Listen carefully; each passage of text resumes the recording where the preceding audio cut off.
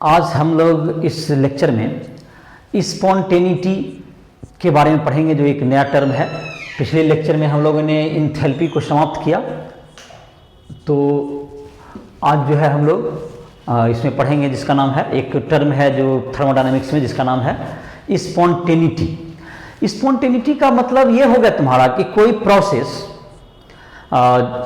Spontaneous है, मतलब जो सेल्फ अपने से किसी विदाउट किसी एक्सटर्नल सपोर्ट के जो कोई चेंजेज हो, जो कोई रिएक्शन है वो अगर टेक्स प्लेस होता है तो दैट इज स्पॉन्टेनियस। तो कोई प्रोसेस केमिकल हो या फिजिकल हो जो प्रोसीड कर जाए without any external agent help, वह क्या कहलाएगा? एक स्पॉन्टेनियस प्रोसेस कहलाएगा। या जिसके पास पोटेंशियल है, कोई ऐसा भी रिएक्शन है जो कि बहुत स्लो रेट से होता है लेकिन जो कि बहुत टाइम लेगा, लेकिन वो उसमें पोटेंशियल है कि वो हो जाए, that is called spontaneous process. तो इसे हम लोग कहते हैं स्पॉन्टेनिटी। तो इसको अगर एक वर्ड में स्पॉन्टेनिटी को हम लोग लिखें तो एक आध सेंटेंस में इसको डिफाइन करना चाहें, the process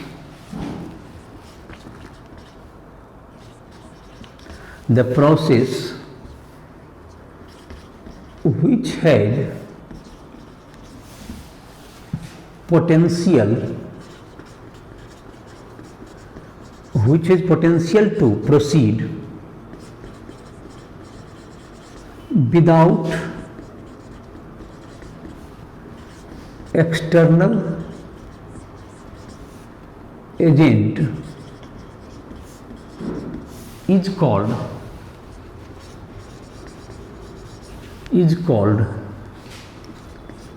spontaneous process।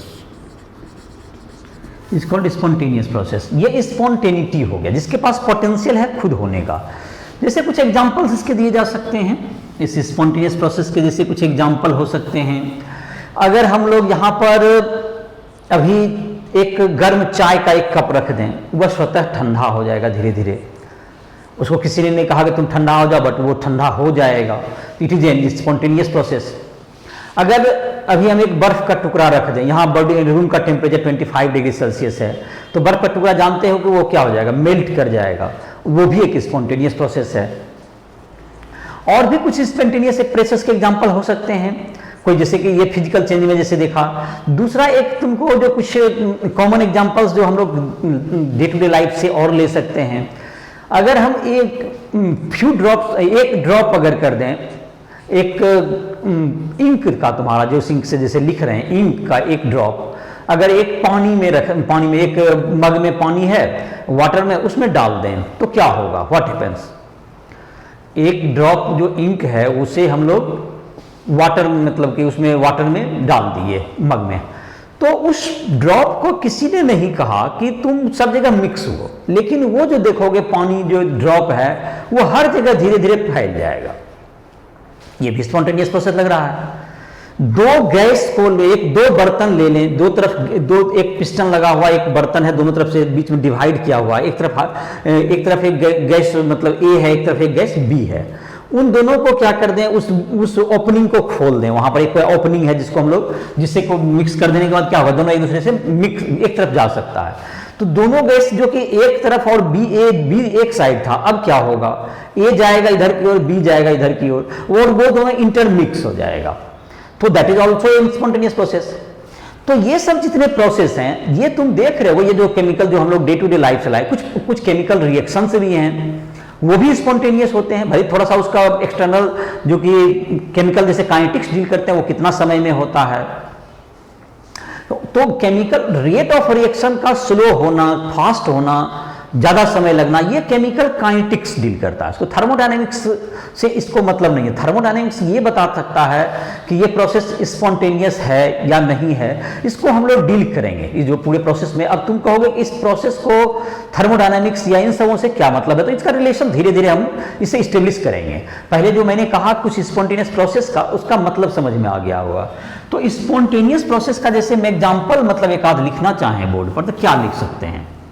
Example जैसे कुछ दे देते हैं। एग्जाम्पल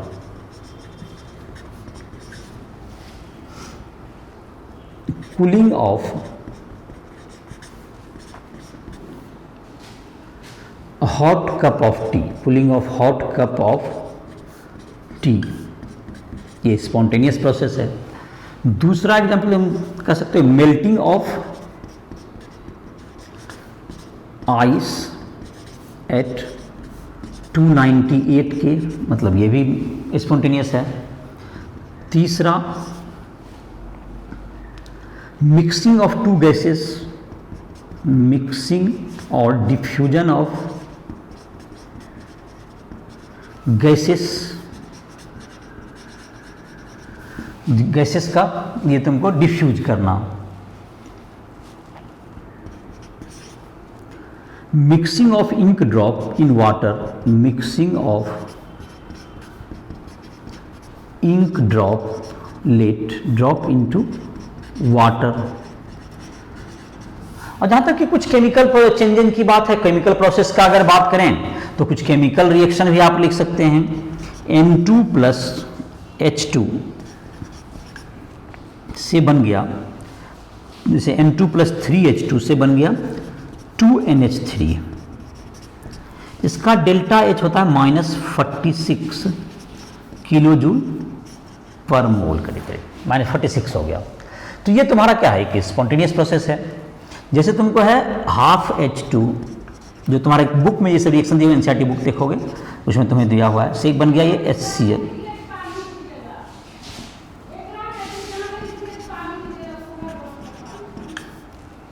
(98 किलो जूल पर मोल।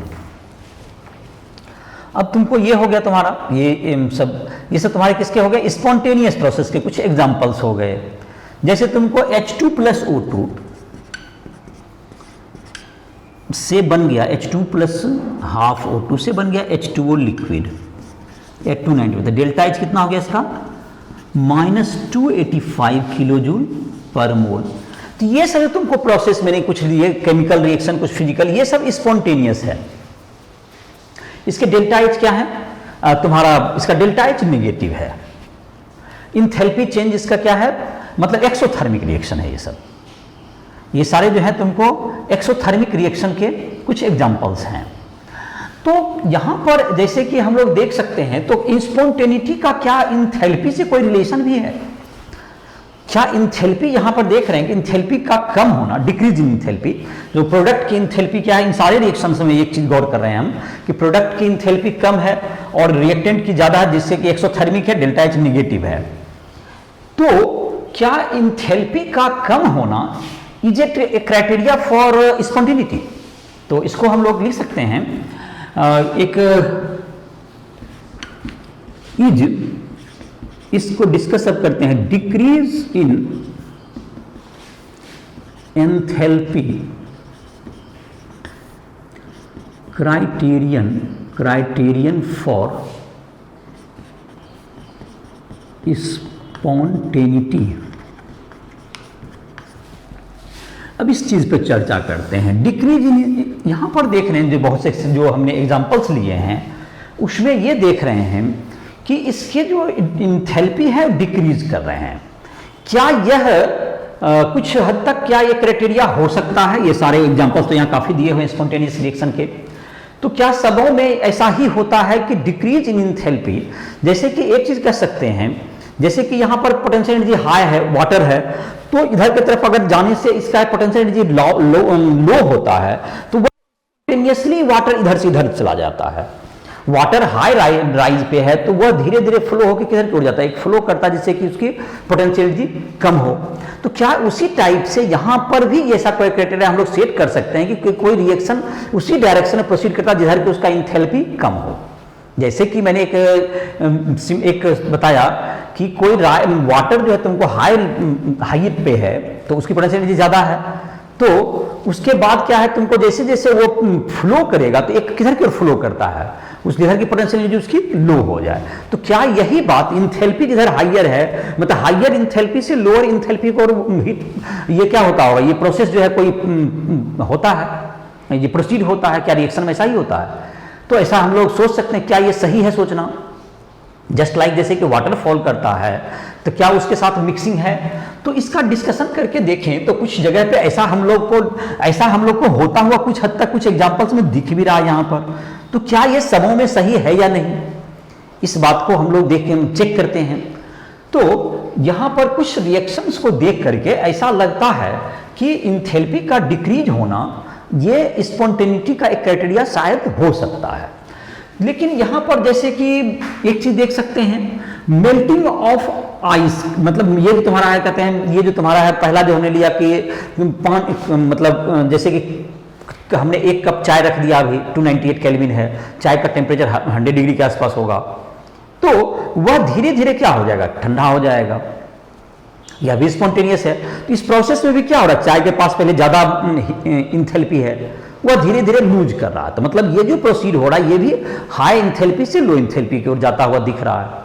यहां भी वही बात है, ये तीनों रिएक्शन भी उसी ओर कमांड करते हैं। तो क्या और भी जो एग्जांपल्स हैं क्या उसी दिशा में कहते हैं? लेकिन हर कोई इस दिशा में नहीं कह रहा है, यह बात यहां भी दिख रहा है। सेकेंड नंबर जो एग्जांपल यहां लिखा हुआ है तुम्हारा, melting of ice. Melting of ice में आप देखें तो क्या हो रहा है, आइस जो है अपना इंथैल्पी को क्या कर रहा है, जब लिक्विड बन रहा है सॉलिड से मेल्ट करके आइस वाटर बन रहा है, तो वह इंट्रोपी उसका वह जो है तुमको उसके इंथैल्पी में राइज हो रही है। तो ये जो तुम्हारा है ये तुमको इस क्राइटेरिया को क्या करता है, गलत कहता है। दूसरा, मिक्सिंग ऑफ, अगर आप दो गैस को इधर से उधर मिक्स किए, डिफ्यूज किए, तो इसमें भी कुछ इंथैल्पी चेंज होता हुआ ही लगभग नहीं दिख रहा है, लेकिन वो स्पॉन्टेनियस है। तो इसका मतलब कि ये हर जगह पर होता हुआ नहीं दिख रहा है। इसका मतलब कि ये क्राइटेरिया नहीं हो सकता है, लेकिन एक सपोर्टिव जरूर लगता है बहुत से केसों में। बहुत से केस में ऐसा लगता है कि इंथैल्पी का डिक्रीज होना, और जैसे मैंने वाटर के फॉल से हमने रिलेट करके बताया, तो उससे मिलता जुलता ये जरूर लगता है। तो ये बात कह सकते हैं। तो ये बात, इसका कंक्लूजन ये हुआ कि जैसे कि melting of ice comma mixing of two gases comma mixing of ink in water does not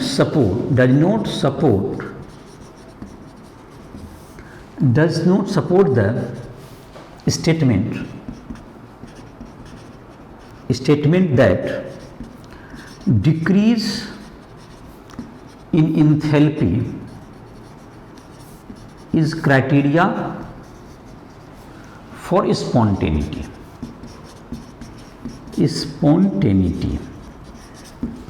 लेकिन ये सपोर्टिव आइडिया जरूर लगता है, कुछ न कुछ तो इसमें है, बट ये सब जगह कंक्लूजन निकालना क्या होगा, ये गलत होगा। तो ये तुम्हारा जो क्राइटेरिया है ये तुम्हारा तो नहीं हो पाया। तो अब दूसरा सवाल ये पैदा हुआ कि आफ्टर ऑल तो स्पॉन्टेनिटी का किससे मीनिंग है, कुछ कोई चीज तो होगा स्पॉन्टेनियस जब होता है, उस प्रोसेस में कुछ क्या ढूंढा जाए। तो इंथैल्पी चेंज को डिक्रीज होना, कुछ जगह पे तो ये काम किया, बट कुछ जगह पे ये फेल होता हुआ दिख रहा है स्पॉन्टेनिटी का। तो स्पॉन्टेनिटी का किससे एक रिलेशन हो सकता है? तो चलते एक बात तो डिसाइड हो गया कि कुछ जगह पे तो डिक्रीज इन इंथैल्पी जो है तुम्हारा, ये क्राइटेरिया तो पूरा नहीं बन सका, लेकिन कुछ ड्राइविंग फोर्स जरूर लग रहा है, लेकिन ये क्राइटेरिया नहीं है स्पॉन्टेनिटी का। हम लोग अब जो है एक दूसरे ढंग से इस स्पॉन्टेनियस प्रोसेस को कुछ देखने का कोशिश करते हैं। और एक हम लोग जो अब है ये तुम्हारा यहाँ पर तो एक डिस्कस हो गया कि क्राइटेरिया तुम्हारा इंथैल्पी का डिक्रीज होना किसकी क्राइटेरिया नहीं है, ये तुम्हारा इसका क्राइटेरिया नहीं हो सकता।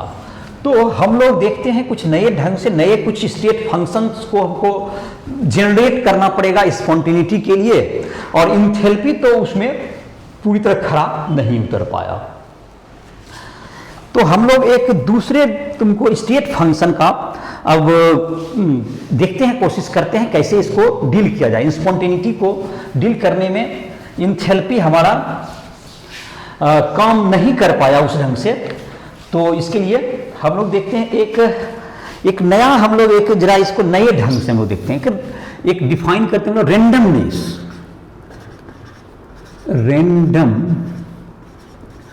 नेस, ये बिल्कुल नया टाइप का चीज, एक वर्ड लिखिए। रेंडमनेस का मतलब क्या होता है? कोई मॉलिक्यूल्स का इधर उधर बिखराव। तो बहुत से केसों में जैसे कि तुम अभी गौर करके देखोगे, जैसे कि तुमको एक यहां पर देखो रेंडमनेस का मतलब क्या हुआ, बिखरना। जैसे कि यहां पर ए गैस है, इधर की तरफ यहां पर एक ओपनिंग है, इधर ए है, इधर बी है, ओपनिंग इज क्लोज, ये क्लोज ओपनिंग। और इसको हम क्या कर दें, इसको ओपन कर देंगे, इसको ओपन कर दिए, ओपन। तो ए जो है तुमको कुछ, इसको ए और बी मिक्स हो जाएंगे, मिक्स, ए बी इधर भी हो जाएगा और ए बी इधर भी होगा, ओपन, ओपन कर दिया गया इसको। तो ये जो तुम्हारा मिक्सिंग हो गया, तो पहले देखो ये अरेंज थे मोटर, ये तुम्हारा ए इधर अरेंज है, अरेंज्ड है, ये अरेंज था ए बी। अब ये क्या हुआ, तुमको डिसअरेंज हो गया, तो इसकी रेंडमनेस क्या होगा, डिसअरेंज्ड हो गया, डिसअरेंज्ड। तो रेंडमनेस इंक्रीजेस, तो इसका क्या हो गया, इसका मतलब रेंडमनेस इंक्रीजेस, इस प्रोसेस में रेंडमनेस बढ़ा। तो रेंडमनेस का क्या स्पॉन्टेनिटी से कोई लेना देना है? तो जरा इसको चेक करते हैं हम लोग। यहां पर एक बात तो इस एग्जांपल में तो लग रहा है कि कोई ये जो मिक्सिंग हुआ है तुमको, ये तुमको यहां पर ये ए बी जो तुम्हारा हुआ, ये पहले ज्यादा अरेंज है और बाद में ये देखें तो डिसअरेंज हो गया, और ये स्पॉन्टेनियस भी है। तो इस एग्जांपल में तो कम से कम हम ऐसा निष्कर्ष ड्रॉ करते हुए दिख रहे हैं कि रेंडमनेस का इंक्रीज होना ये स्पॉन्टेनिटी की ओर ये जा रहा है।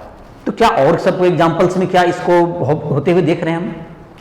जैसे दूसरा एग्जांपल लेते हैं, हमने इंक को जब हमने डाला वाटर में, तो वह भी इंक अरेंज्ड है, लेकिन वह धीरे धीरे डिसअरेंज हो रहा है, सब जगह मिक्स कर रहा है।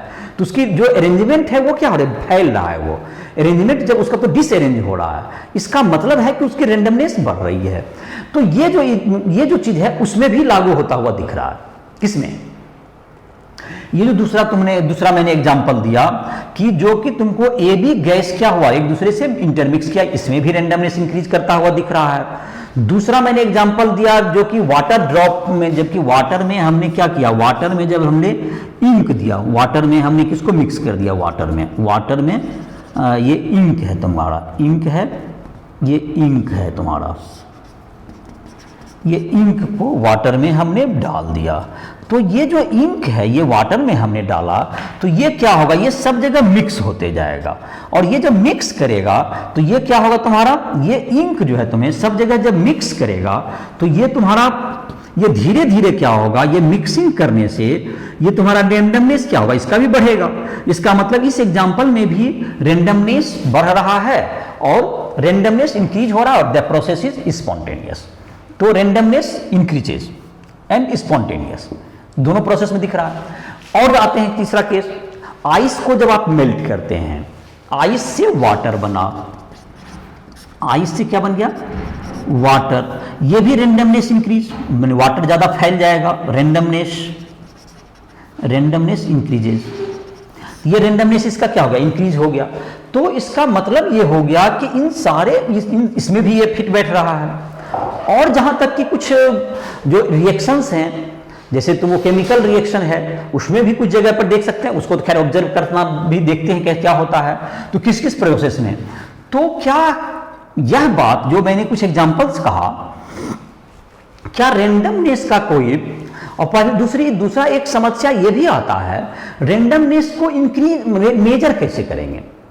अब कुछ जगह पे जैसे है, कुछ जगह पे जैसे गैस बना, कोई एक से दूसरा बन गया, तो उसमें रेंडमनेस बढ़ा या घटा, ये कैसे मेजर होगा। जैसे अभी कुछ एग्जांपल्स मैं देता हूं, उसमें देखते हैं कि रेंडमनेस इंक्रीज किया या डिक्रीज किया।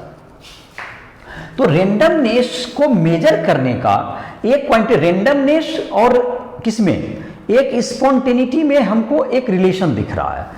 तो एक फिजिकल क्वांटिटी या स्टेट फंक्शन लोग डिफाइन करना चाहेंगे, एक फिजिकल क्वांटिटी इंट्रोपी जिसका नाम है, जो कि रेंडमनेस को मेजर करता है। तो उससे हो सकता है स्पॉन्टेनिटी के बारे में फिर उसको हम लोग डील करेंगे। बहुत से एग्जाम्पल में सपोर्टिव मिल रहा है। इन मेनी एग्जाम्पल्स, ये लिख सकते हैं, इन मेनी एग्जाम्पल्स,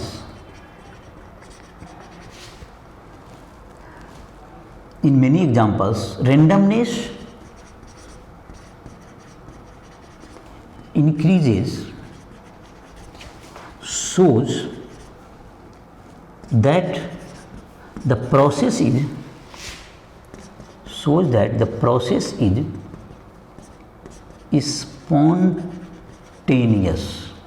spontaneous। तो ये जो चीज हो गया, अब ये तुमको, तो ये जो रेंडमनेस को हर जगह पे मेजर कैसे करेंगे, कुछ चीज में ये सब में देखिए, ये सब तो हम लोग आसानी से मेजर कर पाएंगे कि ज्यादा रेंडम हो गया। और बहुत जगह पर ऐसा भी होगा, कोई रिएक्शन हो रहा है, केमिकल रिएक्शन, तो उसमें ये रेंडमनेस बढ़ा घटा, ये कैसे जजमेंट होगा? तो ये तो काफी डिफिकल्ट हो जाएगा। तो कोई एक क्वांटिटी होना चाहिए, एक इंट्रोपी नाम का एक हम लोग स्टेट फंक्शन डिफाइन करेंगे, जो कि स्टेट फंक्शन ये क्या करेगा, इंट्रोपी एक हम लोग डिफाइन करते हैं जो कि रेंडमनेस को मेजर करेगा।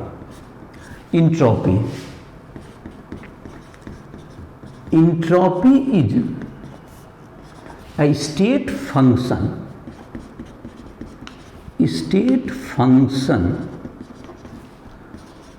which measure the randomness of a process, randomness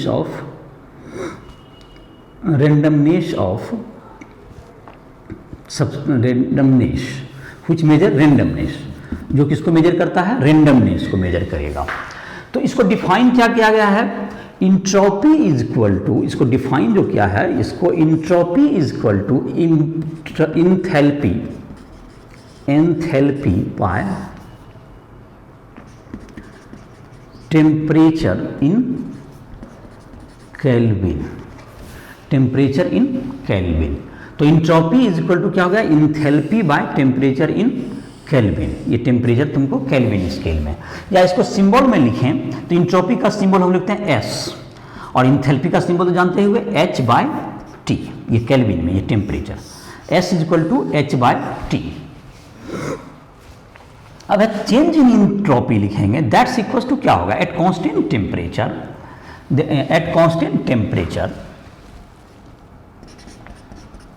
at constant temperature delta S, entropy change delta S बराबर डेल्टा H/T, डेल्टा S बराबर delta H/T। Entropy, the delta H क्या होगा तुमको, इंथैल्पी चेंज, और T हो गया temperature in kelvin. तो ये enthalpy change bye temperature in kelvin. तो ये तुम्हारा हो गया, इसका क्या क्राइटेरिया हो गया, ये क्राइटेरिया हो गया कि ये स्पॉन्टेनिटी से इसका रिलेशन मैंने नहीं दिया अभी। अभी हमने कहा कि एक फिजिकल क्वांटिटी हमें डिफाइन किया गया, जैसे रेंडमनेस का हमने देखा कि कुछ जगह पर ये दिख रहा है, तो पहले आप सही से रेंडमनेस को मेजर कीजिएगा, तभी तो आपको सही से पता चलेगा कि हर जगह ये हो रहा है या नहीं। कुछ क्राइटेरिया में तो ये दिख रहा है, यहाँ पर ये इंट्रोपी से रिलेट हो रहा है। अब यहाँ पर एक चीज, कुछ केसेस में हम लोग ये देखते हैं कि इसका इंट्रोपी बढ़ रहा है या घट रहा है, फिर हम लोग ये देखेंगे कि इंट्रोपी से चेंज से इसका क्या क्राइटेरिया है। तो एक एग्जाम्पल जो तुम्हारा दिया हुआ है बुक में, उसको डील करते हैं पहले। इंट्रोपी से या रेंडमनेस से हम लोग रिलेट करते हैं इसको। तो डेल्टा एस, इंट्रोपी एक नया तुमको फिजिकल क्वांटिटी हमने डिफाइन कर दिया, और इसका यूनिट क्या होगा, जूल पर केल्विन हो गया इसका यूनिट। ऐसा यूनिट क्या होगा, जूल पर केल्विन। और delta entropy change is equal to delta S by delta H by T, और डेल्टा एस हो गया, इंट्रोपी को हमने क्या बोल दिया, S is equal to H by T. H और टी दोनों स्टेट फंक्शन है, तो एच बाई टी भी क्या होगा, एक स्टेट फंक्शन ही हुआ। तो हमने इंट्रोपी को एक नया फिजिकल क्वांटिटी में डिफाइन किया, जैसे हम लोगों ने इंथैल्पी डिफाइन किया था, तो उससे हम लोगों ने बहुत चीज पता किया। अब हम लोग इंट्रोपी को देखते हैं। तो इंट्रोपी किसको मेजर करता है, रेंडमनेस को मेजर करता है। तो कुछ प्रोसेस देते हैं, जैसे कि उसमें एग्जाम्पल तुमको जैसे लिखते हैं 6.10 है, एनसीईआरटी एग्जाम्पल 6.10। जैसे कि पिछले क्लास में हमने जो एक एग्जाम्पल दिया था उसको हमने लिखा था 6.8 लिखा था, वो पुराने टेक्स्ट बुक के मुताबिक वो 6.8 था, लेकिन नए टेक्स्ट बुक में जो दिया गया जो कि 2021-22 में पब्लिश हुआ है उसमें उसको 6.9 था, तो न्यू बुक से हमने ये नंबर दिया 6.10। पिछला बुक जो लेक्चर है उसमें 6.8 दे दिए हैं, जिसको तुम समझ सकते हो 6. न्यू टेक्स्ट बुक्स अगर तुम पढ़ रहे हो जो 2021-22 में पब्लिश हुआ है तो वो तुम्हारा जो है उसमें तुमको ये मिलेगा 6.10 मिले। पिछला जो लेक्चर था वो 6.8 नहीं होगा, जो क्वेश्चन था उसमें एक हमने बताया था इंथैल्पी से जुड़ा हुआ जो वो है क्वेश्चन, तुमको 6.9 के नाम से उसको पढ़ सकते हो। ये 6.10 अभी न्यू टेक्स्ट बुक से हमने नंबर दे दिया है। उसमें कुछ क्वेश्चन, इसमें कुछ प्रोसेस दिए हुए हैं, उसमें इंट्रोपी चेंज के बारे में बताना है कि पॉजिटिव है या नेगेटिव, या रेंडमनेस बढ़ रहा है या घट रहा है। तो जैसे कि तुमको पहला केस ले सकते हो, कुछ उसमें 4 जैसे पूछ रहा है तो नंबर तुमको आगे पीछे हो सकता है। जैसे तुमको है पहला कि किसी चीज को अगर हम लोग जैसे कि मेल्टिंग ऑफ कह सकते हैं आइस करें, तो मेल्टिंग ऑफ आइस क्या होगा तुमको, उसमें इंट्रोपी चेंज बढ़ता है। पहला जैसे हो गया तुमको अगर ये कहें melting of ice, melting of ice, randomness increases, randomness increases, the delta S positive, delta S positive, change in entropy positive हो गया। दूसरा जैसे कि नंबर आगे पीछे भी होगा, देखो H2 से H2 गैस से 2H गैस हुआ, तो पहले H2 गैस है, ये बॉन्ड टूट गया था, ये H एटम बना, ये दूसरा ये फैल सकता है, इधर उधर भाग सकता है, तो इसका रेंडमनेस क्या होगा, रेंडमनेस इंक्रीजेज, इसका रेंडमनेस इंक्रीजेज, इसका मतलब इंट्रोपी चेंज पॉजिटिव, इसको कह सकते हैं। तीसरा है तुमको 2NaHCO3, इससे बन गया Na2CO3 plus H2O plus CO2, ये सब गैस है। तो ये तुम्हारा क्या हुआ, इसमें क्या हुआ, इस प्रोसेस में क्या हुआ, रेंडमनेस क्या हो रहा होगा, इसमें देखो एक मॉलिक्यूल है, ये सॉलिड के रूप में होगा, ये तुमको मानते हैं सॉलिड भी Na2CO3 है, NaHCO3 किस रूप में रहता है, सॉलिड में, H2O लिक्विड भी होगा तुम्हारा, CO2 गैस में होगा। तो एक चीज 3 चीज में बट रहा है, और CO2 गैस है, तो गैस तो जाहिर है ज्यादा फैलता है, तो वो ज्यादा इधर से मूव कर सकता है, तो इसकी रेंडमनेस क्या होगी, ज्यादा होगी। तो ऑफकोर्स ये बात देख रहा है कि रेंडमनेस क्या हो रहा है, रेंडमनेस इंक्रीजेज, तो डेल्टा एच पॉजिटिव, ऐसा कर सकते हैं हम लोग। तो ये जो तुम्हारा कुछ एग्जांपल्स हैं, ये इसमें क्या दिखता है हमें कि ये रेंडमनेस बढ़ता हुआ दिख रहा है इसमें। ये तुमको जहां तक भी गैस अगर प्रोडक्ट में बनना है, इधर सॉलिड या लिक्विड है, तो आपका रेंडमनेस क्या होगा, बढ़ेगा ही। H2O को अगर हम लोग हिट कर दें और जैसे कि तुम्हारा अगर इसमें क्या हो जाएगा H2 plus O2 half O2, ये गैस है, इससे बन गया अगर मानते हैं H2O लिक्विड, तो ये क्या हो रहा है, इसमें जाहिर है कि गैस है यहाँ पर रिएक्टेंट में, तो रेंडमनेस क्या होगा तुमको, रेंडमनेस डिक्रीजेस, और डेल्टा एस क्या होगा इसमें, निगेटिव हो गया। तो ये तुमको कुछ एग्जांपल्स थे जो कि मैंने बताया जिसमें कि आप रेंडमनेस को मेजर कर सकते हैं। एक एग्जांपल हम लोग लिख सकते हैं जिसमें कि हम लोग लिख सकते हैं टोटल एक जो रस्टिंग ऑफ आयरन है, जो कि एनसीईआरटी एग्जांपल 6.10 है तुम्हारा, एनसीईआरटी एग्जांपल 6.10, 6.11 तक कह सकते हो, अभी 6.10 इसको दिया था, 6.11 कहेंगे इसको। हाँ, तो 4Fe प्लस 3O2 से बन गया तुमको मान लेते हैं 2Fe2O3, इसका डेल्टा एच दिया हुआ है मान लेते हैं -1650 गुना 10⁻³ जूल पर मोल, ये तुम्हारा दिया हुआ है जूल पर मोल। और इस प्रोसेस का डेल्टा एस जो है तुमको इंट्रोपी चेंज, ये तुमको 500 चलिए मान लेते हैं कि ये तुमको 500 जैसा तुम्हारा डाटा है 48 किलो जूल पर केल्विन है। कैलकुलेट डेल्टा एस सिस्टम का भी ये जो प्रोसेस है प्लस डेल्टा एस सराउंडिंग, इसको कैलकुलेट करें। सराउंडिंग का भी आपको कैलकुलेट करने दिया जा रहा है, ध्यान रहे इस प्रोसेस में। जाहिर है कि हम लोग जो एक चीज़ गौर करके जानते होंगे कि ये जो तुमको है, जो जंग लगना, ये तुम्हारा उसी का है, ये जो हम लोग जंग लगता रस्टिंग है, तो रस्टिंग का ही ये तुम्हारा रिएक्शन है। और जाहिर है एटमॉस्फेयर हम लोग देखते हैं कि ये स्पॉन्टेनियस भी होता है, ये तो हमारे अपने देखा हुआ है। तो इसके अगर हम लोग टोटल एस का देखें, ये जो डेल्टा एस तो सिस्टम का दिया हुआ है, डेल्टा एस इस प्रोसेस का दिया हुआ है 548 जूल, और ये तुमको सराउंडिंग का हमको निकालना है। तो जाहिर सराउंडिंग निकालेंगे तो टोटल भी आ जाएगा हमको। तो सॉल्यूशन करते हैं। तो delta H system plus delta H surrounding जो होगा इज इक्वल टू 0 होगा। अगर सिस्टम में डेल्टा एच पॉजिटिव होता है तो इसमें निगेटिव होगा, जो कि 0 तो रहेगा ही। तो डेल्टा एच सराउंडिंग जो होगा, डेल्टा एच सिस्टम तुम्हें दिया हुआ, इसमें जो इस रिएक्शन में चेंज हुआ है दैट इज इक्वल टू कितना तुमको, दैट इज 1650 लिखे हैं लगभग।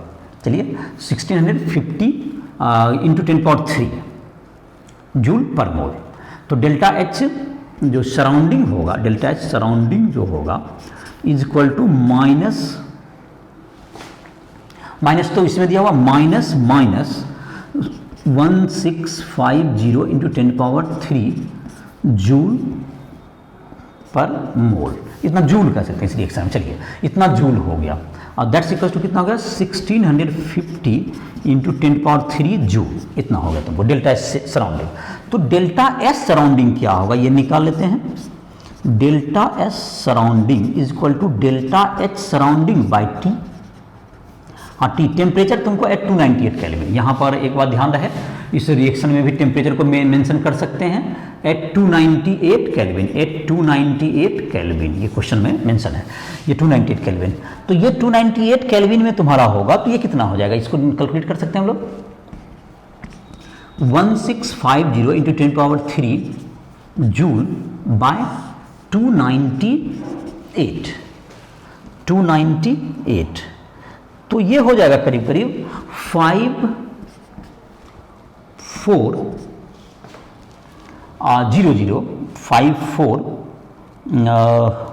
अबाउट 5450 एनीथिंग, मैंने कैलकुलेट पूरा नहीं किया। और ये तुम्हारा हो गया जूल, ये डेल्टा एस जूल पर केल्विन, जूल पर केल्विन। अब तुमको जहाँ तक है ये तुम्हारा क्या रहेगा, ये जो तुम्हारा डेल्टा एस जो दिया हुआ था इसका, ये तुमको डेल्टा एस जो तुम्हारा था, और ये जो तुम्हारा डेल्टा एस का जो वैल्यू दिया हुआ था, डेल्टा एस सराउंडिंग का, ये सिस्टम का डेल्टा एस सिस्टम जो तुम्हारा है that's equals to delta S system plus delta S surrounding निकालना है। ये तुमको निगेटिव में दिया हुआ है, ये डेल्टा एस जो तुम्हारा है ये तुमको माइनस में दिया हुआ है, डेल्टा एस सिस्टम का माइनस है 548। चलिए तो डेल्टा एस सिस्टम का ये तुम्हारा देख सकते हो, डेल्टा एस अब टोटल निकालते हैं।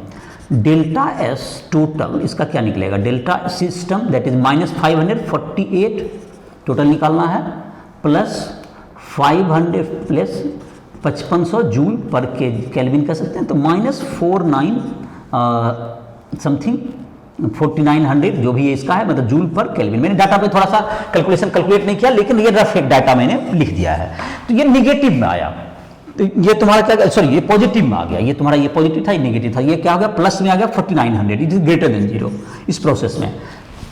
तो इंट्रोपी चेंज इस पूरे प्रोसेस का जो आया वो तुमको ग्रेटर देन 0 है, और ये प्रोसेस स्पॉन्टेनियसली है।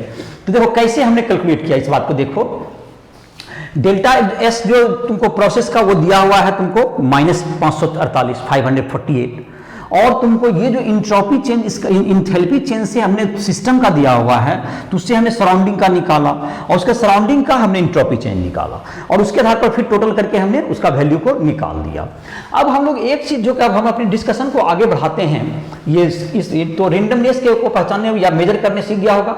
अगर प्रोडक्ट में रिएक्टेंट में गैस नहीं है, प्रोडक्ट में गैस बन जाता है तो रेंडमनेस बढ़ जाती है, या जिसमें देख रहे हो बिखरावपन तुम्हारा बढ़ रहा है, जो बिखर जाता है तो उसमें रेंडमनेस आपका, या किसी चीज़ का टेम्परेचर बढ़ जाएगा तो उसकी रेंडमनेस बढ़ जाएगी।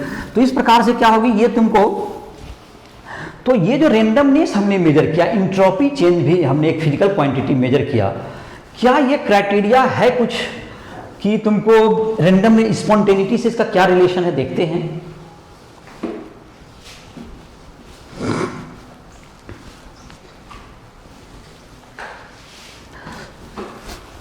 इंट्रोपी एंड स्पॉन्टेनिटी, हम लोग जो कि एक टॉपिक डील करेंगे अभी, वो है तुमको इंट्रोपी एंड स्पॉन्टेनिटी।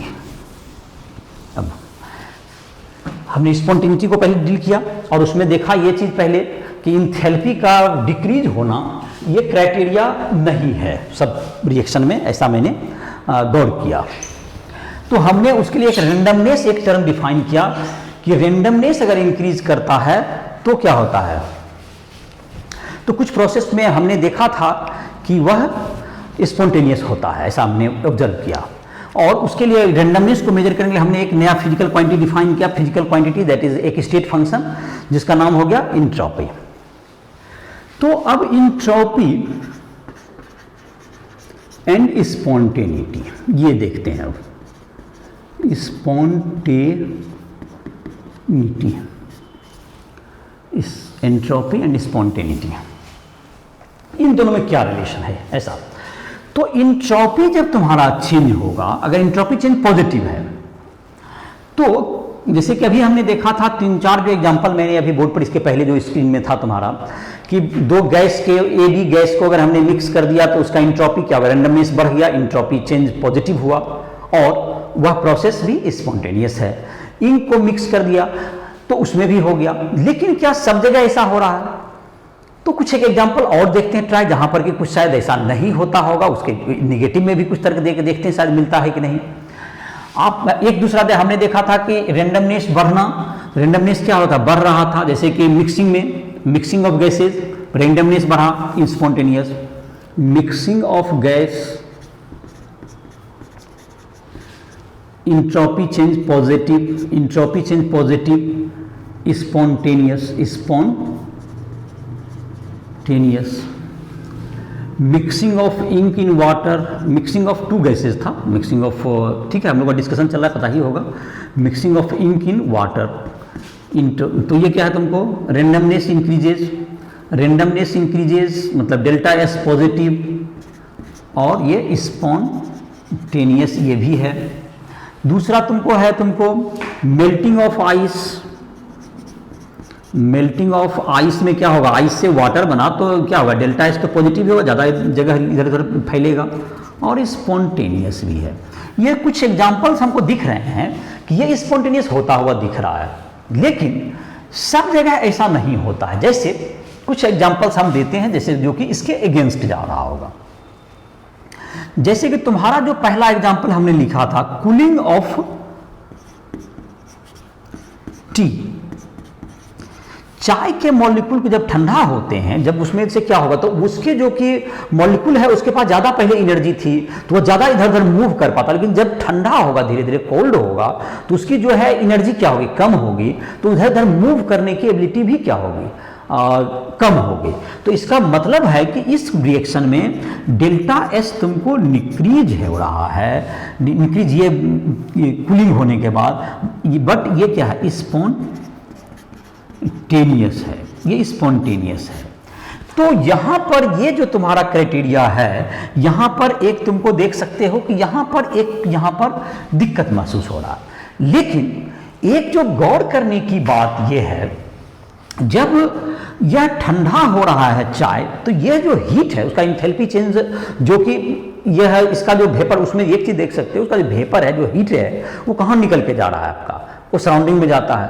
तो वह सराउंडिंग की इंट्रोपी तो काफी बढ़ गई होगी, पूरी जगह फैल गया, पूरे यूनिवर्स में फैल गया, वो पूरे एटमॉस्फेयर में फैल गया, तो उसकी इंट्रोपी तो काफी राइज हुई होगी। तो अगर हम लोग ये क्राइटेरिया बनाएं कि इसमें delta S system plus delta S surrounding ये ग्रेटर देन अगर 0 हो, ऐसा क्राइटेरिया, तो process is spontaneous, the process is spontaneous. ये तुम्हारा एक रिजल्ट है कि डेल्टा एस ये तुम सब जगह लागू होगा। सिस्टम में रह करके सिर्फ चेक करना चेक करोगे तो कुछ जगह पर, जैसे यहां मैंने कहा, ये तुमको एक कंक्लूसिव स्टेटमेंट लिखा हुआ है ये कि delta S system plus delta S surrounding ये ग्रेटर देन 0 होना, ये किसको बताता है? ये बताता है कि ये स्पॉन्टेनियस होगा। स्पॉन्टेनिटी का हमने एक रूल बनाने में हम लोग सफल रहे। Delta S system plus delta S surrounding का ज्यादा होना इंट्रोपी चेंज, तो इंट्रोपी चेंज ऑफ मतलब कि इन रेंडमनेस का, दोनों सिस्टम और सराउंडिंग के रेंडमनेस को ऐड करें और वो पॉजिटिव अगर हो रहा है तो वो प्रोसेस क्या होगा? स्पॉन्टेनियस होगा। ये तुमको इंट्रोपी चेंज ऑफ क्या होगा तुम्हारा? इंट्रोपी चेंज ऑफ सिस्टम है। डेल्टा एस सिस्टम क्या है? Entropy change of system, entropy sum of entropy change of system and surrounding greater than 0। तो ये क्या हो गया? स्पॉन्टेनियस। ये स्पॉन्टेनियस प्रोसेस होगा। तो ये स्पॉन्टेनियस प्रोसेस का ये क्या हो गया? एक एग्जांपल हो गया। अब बात रही कि इसमें एक समस्या जो आ रहा है, सिस्टम का तो कोई चेक कर सकता है कि कितना रेंडमनेस बढ़ा, पूरा इनवर्स का रेंडमनेस को चेक करना सराउंडिंग का, यह एक सिस्टम से बाहर जाकर के चेक करना, ये एक डिफिकल्ट क्राइटेरिया होगी। तो हम लोग कोई ऐसा एक क्वांटिटी डेवलप करना सकते हैं, स्टेट फंक्शन, जो कि किसी सिस्टम के अंदर रह करके हमको स्पॉन्टेनिटी के बारे में बताए। तो ऐसा एक हमने फंक्शन डिफाइन किया, एक स्टेट फंक्शन। तो ये हमने डिफाइन किया जो कि हम लोग क्या बता दे, जो कि हमको इसमें बता दे किसी सिस्टम के विदिन कि वह सिस्टम क्या होगा, एक क्या कहा जाए उसको, कि वह तुमको सिस्टम के अंदर रह के कोई स्टेट फंक्शन ये बताए कि वह प्रोसेस स्पॉन्टेनियस है, तो हमारे लिए ज़्यादा यूजफुल होगा। तो ये जो तुम्हारा है, तो यहाँ पर देखते हैं इसको डेल्टा एस सिस्टम, जरा इसको मैथमेटिकली हम लोग कुछ आगे प्रोसीड करके इससे हम लोग कुछ सिस्टम के अंदर एक फिजिकल क्वांटिटी डिफाइन करने का कोशिश करेंगे, सराउंडिंग ग्रेटर देन 0। तो that's equal delta S system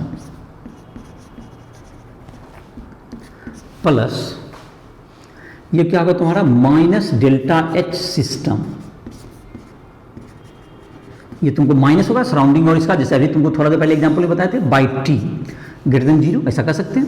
तो ये जो delta H system plus delta H surrounding, अगर इसका प्लस होता है तो उसका माइनस होगा। तो ये डेल्टा एच सराउंडिंग को डेल्टा एच मतलब डेल्टा एच सिस्टम का, ये डेल्टा एच सराउंडिंग को और डेल्टा एच सिस्टम का सम 0 होता है।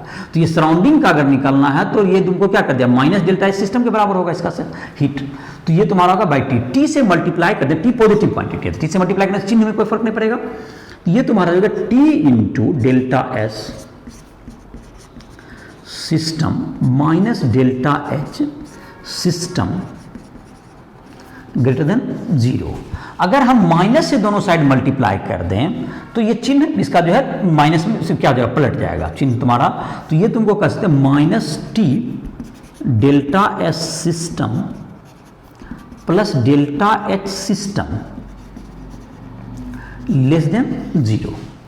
तो delta H system minus T delta H system क्या हो गया, लेस देन 0। तो दिस इंप्लाई दैट क्या हो जाएगा, तो delta H system minus T delta H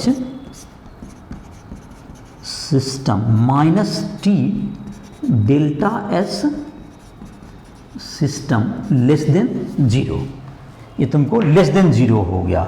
ये तुमको क्या हो गया, ये तुम्हारा एक criteria for spontaneity.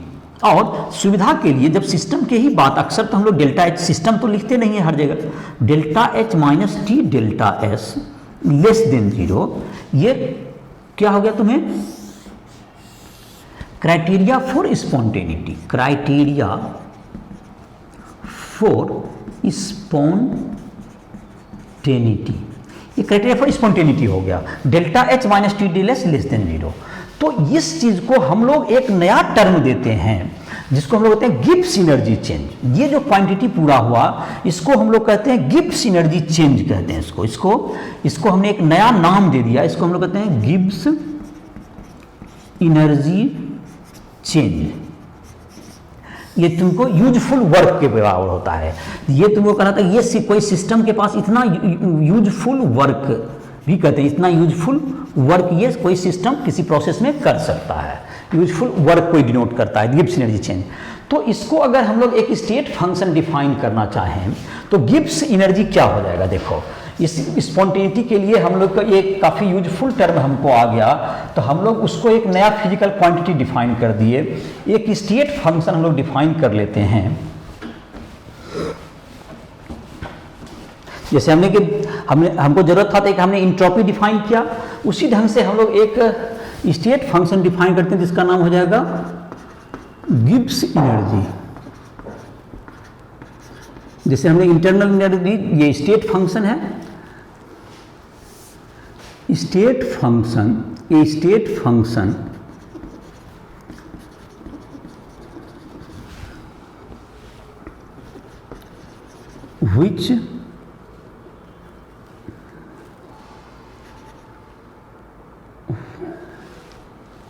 which represent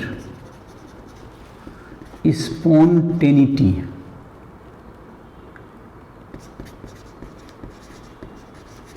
within system, और इसको हम लोग लिखते हैं G, इसको डिफाइन करते हैं H माइनस टी एस। जाहिर है कि इसमें सब चीज़ का तुम H क्या हो गया, एंथैल्पी है, ये गिब्स एनर्जी हो गया, ये क्या होगा तुम्हारा जो कि हमने डिफाइन किया अभी एक नया गिब्स एनर्जी। H हो गया इंथैल्पी जो कि जाना पहचाना सिंबल है, T हो गया टेम्परेचर इन केल्विन, और ये S हो गया इंट्रॉपी। ये हमने एक डिफाइन कर दिया। जाहिर है कि इसका जो तुम्हारा है इंथैल्पी जूल के बराबर होगा, जूल का डायमेंशन है। एट कांस्टेंट टेम्परेचर तो इंथैल्पी चेंज क्या होगा, Gibbs energy change delta G, Gibbs energy change क्या हो गया, डेल्टा जी बराबर delta H minus delta T S at constant temperature. तो डेल्टा जी बराबर क्या हो गया, delta H minus T delta S, T delta S at constant temperature, at constant temperature, at constant temperature. तो delta G बराबर del H minus T del S, ये क्या होगा तुमको, ये गिब्स एनर्जी चेंज। और ये हमने देखा है डेल्टा एच फॉर स्पॉन्टेनिटी,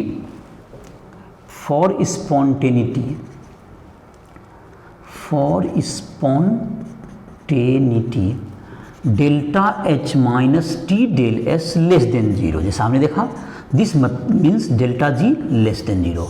ये स्पॉन्टेनिटी का क्या होगा, गिब्स एनर्जी अगर तुमको लेस देन जीरो हो गया तो ये प्रोसेस क्या होगा, स्पॉन्टेनियस होगा।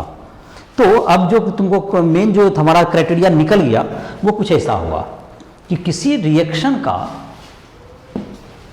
वो कंक्लूसिव स्टेटमेंट कुछ इस ढंग से आ गया अब हमारा कि गिब्स एनर्जी के आधार पर हम लोग इसको डिफाइन करेंगे, जिसमें इंथैल्पी और एंट्रोपी दोनों की काम पड़ती है। तो कुछ कंक्लूसिव ये स्टेटमेंट आ गया, चलो इसको मिटा ही देते हैं, इसको नोट डाउन कर लो। तो कंक्लूसिवली ये कह सकते हैं हम लोग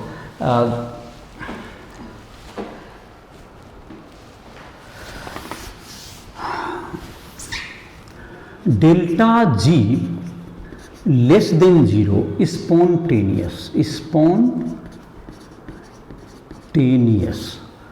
delta G greater than zero non spontaneous,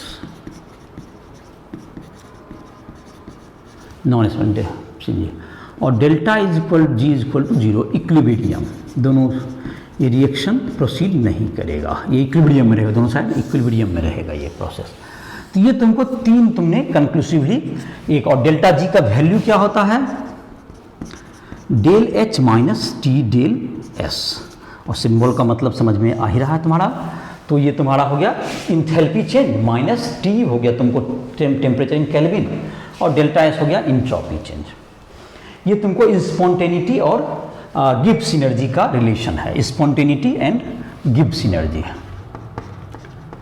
Gibbs energy change and spontaneity, ये तुम्हारा हो गया, ये तुम्हारा ये इसका कंक्लूसिवली स्टेटमेंट हो गया। अब है तुमको इसी में है तुमको सेकेंड लॉ ऑफ थर्मोडायनामिक्स कहते हैं। फर्स्ट लॉ तुमने देखा था थर्मोडायनामिक्स का, second law of thermodynamics new जो तुम्हारा बुक है उसमें दिया हुआ है, अभी जो बुक जो पब्लिश हुआ है 21-22 में थर्मोडायनामिक्स, तो इसको बता दे रहे हैं हम, सेकेंड लॉ ऑफ थर्मोडायनामिक्स ये कहता है कि इंट्रोपी चेंज, अगर तुमको किसी सिस्टम का टोटल इंट्रोपी चेंज अगर पॉजिटिव होता है तो ये क्या होगा, ये तुमको प्रोसेस क्या होगा, ये तुमको स्पॉन्टेनियस होगा। For isolated system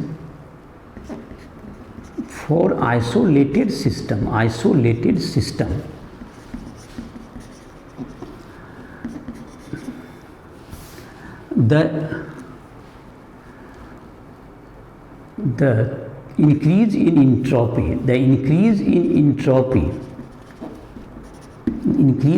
entropy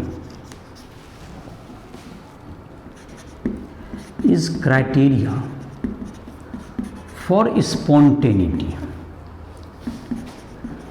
spontaneity का ये क्राइटेरिया होगा कि जब तुमको ये सेकेंड लॉ कहता है, और जहाँ तक कि ये देखा जाए कि अक्सर जैसे कि अगर डेल्टा एच इक्वल टू, ये तुम्हारा डेल्टा एच 0 होता है for isolated system delta H is equal to 0। तो डेल्टा एच अगर 0 होगा तो सिस्टम और सराउंडिंग का, तो वो अगर इंट्रोपी अगर राइज आपका होता है तो ये क्या होगा, तो ये तुम्हारा जो प्रोसेस होगा, ये तुम्हारा जो सराउंडिंग में हीट जो है तुम्हारा वो नहीं जाएगा, तो ऑटोमेटिक है कि उसी सिस्टम में ही तुम्हारा सिस्टम में जो तुम्हारा अगर इंट्रोपी चेंज पॉजिटिव हो गया तो वो आपका रेंडमनेस बढ़ गया, तो ये तुम्हारा ये प्रोसीड कर जाएगा, तुम्हारा स्पॉन्टेनियस हो जाएगा, रिएक्शन प्रोसेस जो है आगे बढ़ जाएगा। दूसरा है तुमको सेकेंड लॉ ऑफ थर्मोडायनामिक्स का स्टेटमेंट यही तुम्हारा है कि ये तुम्हारा क्या होगा, अगर इसी में एक चीज हम लोग देख सकते हैं, अगर डेल्टा एच तुमको जो कि निगेटिव होता था, डेल्टा एच सिस्टम का, ये डेल्टा एच सिस्टम का निगेटिव होता था, डेल्टा एच सराउंडिंग क्या हो जाता था, ये ग्रेटर देन 0 होगा।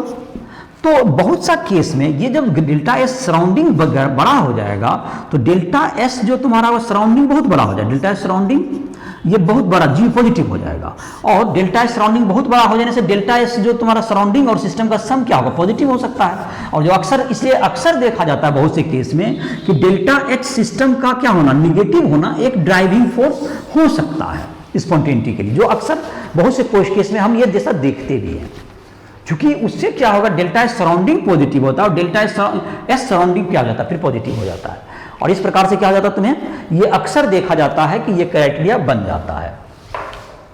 इसके बाद है तुमको third law of thermodynamics. Third law of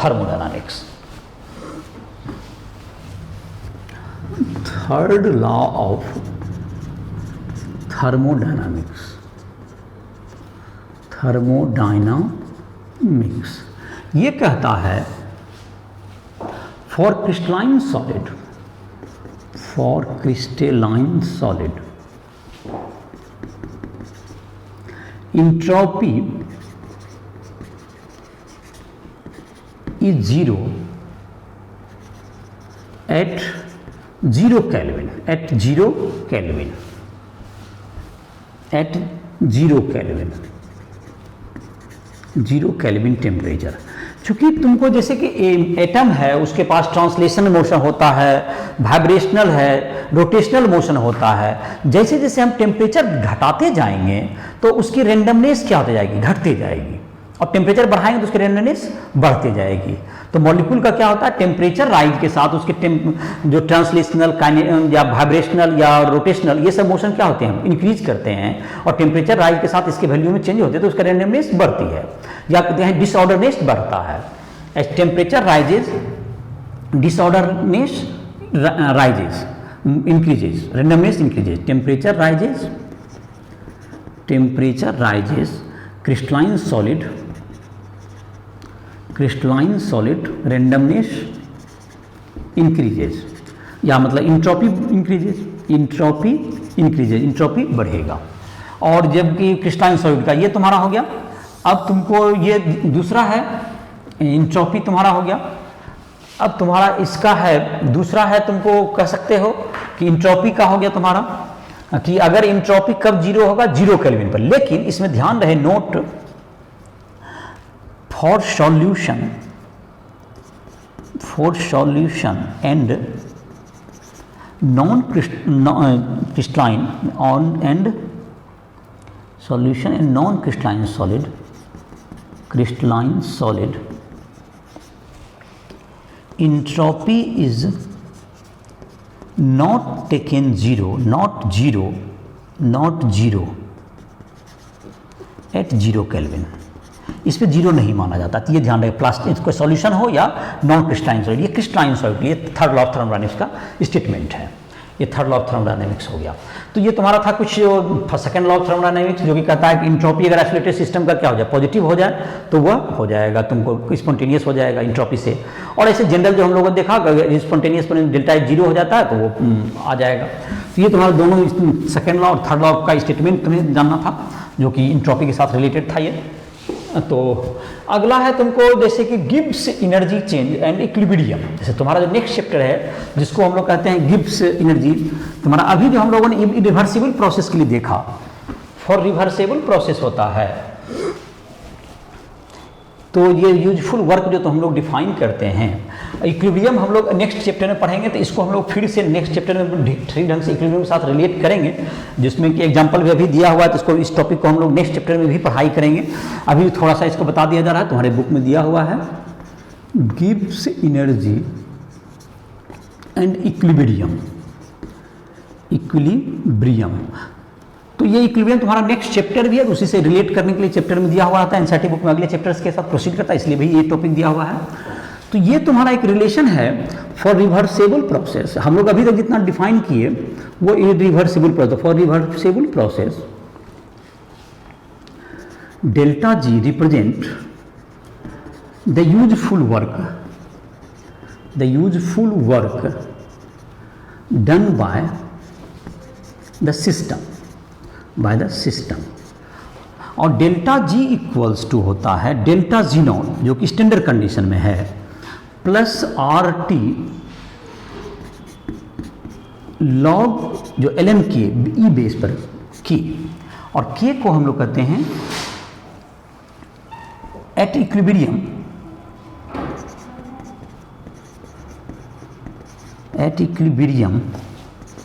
delta G equals to 0। तो डेल्टा G इक्वल्स टू 0, तो delta G not equals to minus RT log e base, natural base जो है k, और k को तब कहते हैं इक्विलिब्रियम कांस्टेंट ही हो जाएगा। ये तो क्या कहलाएगा, इक्विलिब्रियम कांस्टेंट। तो ये सब तुम अगले चैप्टर में तुमको पढ़ाएंगे। इसमें देखो यहाँ तुम्हारा बुक में ये लॉग, ये तुम जब इक्विलिब्रियम में आ जाएगा तो जो k का वैल्यू तो हम लोग इक्विलिब्रियम कांस्टेंट कहते हैं, ये डेल्टा G नॉट कहलाएगा। और जहाँ तक कि इसको जब लॉग को जब ई बेस से 10 बेस में लाएंगे तो 2.303 इसको मल्टीप्लाई करना पड़ता है। तो इसको इस रूप में भी लिख सकते हैं, लॉग इसमें बेस अब तुम्हारा 10 हो गया, और ये तो इक्विलिब्रियम कांस्टेंट है ही। तो इस ढंग से तुम्हारा क्या कर सकते हो, इसका वैल्यू हो गया तुम्हारा ये डेल्टा G का वैल्यू। और इस पे जो तुम्हें 2-3 क्वेश्चन दिया हुआ है, तुम लॉग टेबल वगैरह का देखने के लिए जो तुमको लॉग पर इसको बैठा सकते हो, जो 12, 13 ये सब जो एग्जांपल दिया हुआ है बुक में, उसको तुम यहाँ पर रख सकते हो। और लॉग टेबल नहीं देखना था, तुम राइस्टोर लैब को प्ले स्टोर से डाउनलोड करके उसमें भी तुम उसमें सीख सकते हो लॉग टेबल कैसे देखा जाता है। उसका द्वारा तुमको एक एंटी लॉग कैसे देखते हैं, लॉग टेबल कैसे देखते हैं, क्योंकि लॉग का जरूरत है। और इसके बारे में, इस टॉपिक के बारे में हम जो है तुमको इसका डिटेल में चर्चा इक्विलिब्रियम चैप्टर में करेंगे। जो इक्विलिब्रियम चैप्टर का लेक्चर है उसमें देखोगे, उसमें तुमको इसका लेक्चर और मिलेगा। तुमको फिजिक्स, केमिस्ट्री, मैथ, कोई भी जो इसका जो चैप्टर दिया हुआ तुम्हारा ये थर्मोडायनामिक्स का चैप्टर है केमिस्ट्री में, उसको तुम सॉल्व करो। तुमको जहाँ भी दिक्कत होता है, कोई कंसेप्ट को समझने में, या एक्सरसाइज बना रहे हो तो किसी कंसेप्ट में दिक्कत हो गया, कोई क्वेश्चन बनाने में समझ दिक्कत आ रही है, तुम उसमें हमसे संपर्क कर सकते हो। एग्जाम्पल के भी कोई का भी बुक तुम्हारा दिया हुआ है एनसीईआरटी का, उसको भी सॉल्व करोगे। राइस्टोर ऐप पर भी आकर के क्वेश्चंस वगैरह बना सकते हो, जिसमें कि ऑब्जेक्टिव सब्जेक्टिव सारे क्वेश्चंस मिल जाएंगे। तुम उसको एनसीईआरटी बुक के अलावा उसको भी सॉल्व कर सकते हो। इससे इन सबों को सॉल्व करने में तुम्हें जहाँ भी परेशानी हो रही है, कोई भी क्वेश्चन नहीं बन रहा है, कोई किसी टॉपिक को देखने में, इसके अलावा नोट्स भी तुम्हें लेना हो, या फिजिक्स, केमिस्ट्री या मैथ, किसी भी चीज़ के में तुमको किसी भी चीज़ में दिक्कत हो रहा है, तो राइस्टोर लैब के माध्यम से हमसे संपर्क कर सकते हो। और एज ए मेंटोर तुम हमसे मदद ले सकते हो। और जहाँ भी तुमको दिक्कत है, तुम JEE Mains, JEE Advance, NEET, इन सबों की तैयारी में भी वो ऐप पूरी तरह मददगार होगी। तो इसी के साथ इस लेक्चर को हम समाप्त कर रहे हैं।